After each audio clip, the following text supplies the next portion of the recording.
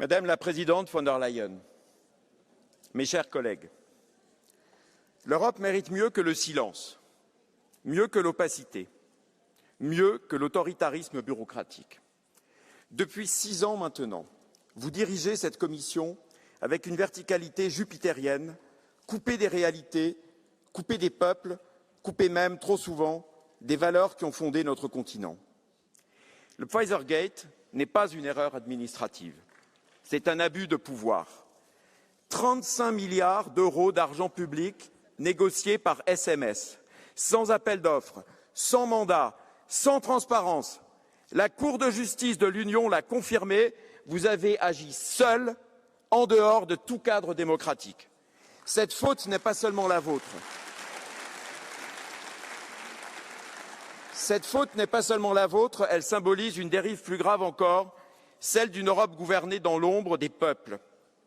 Sous votre autorité, la Commission est devenue le bras armé d'intérêts privés, d'ONG militantes, d'idéologies décroissantes, parfois même étrangères aux fondements de notre civilisation. Ce que vous appelez transition, des milliers d'Européens le vivent comme une punition. Ce que vous appelez Green Deal, nos agriculteurs, nos artisans, nos industriels le subissent comme un étranglement. Et ce que vous appelez valeurs européennes ressemble trop souvent à une censure des peuples qui osent penser autrement. Alors, est-ce cela, l'Europe que vous défendez, Madame?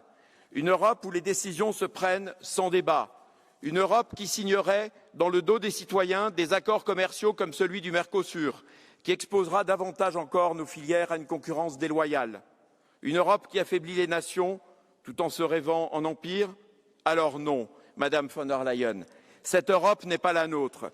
La nôtre, c'est celle des libertés, celle du respect des identités, des souverainetés, des choix démocratiques, celle qui protège, qui construit, qui écoute, pas celle qui impose. Aujourd'hui, en conscience, nous voterons cette motion de censure.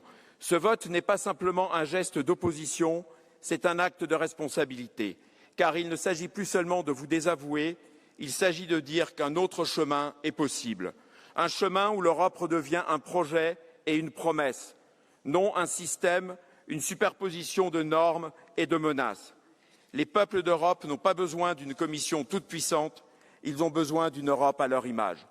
Et si ce mandat doit s'achever sur un signal fort, alors qu'il soit celui-ci, le retour du politique, le retour du peuple, le retour du réel.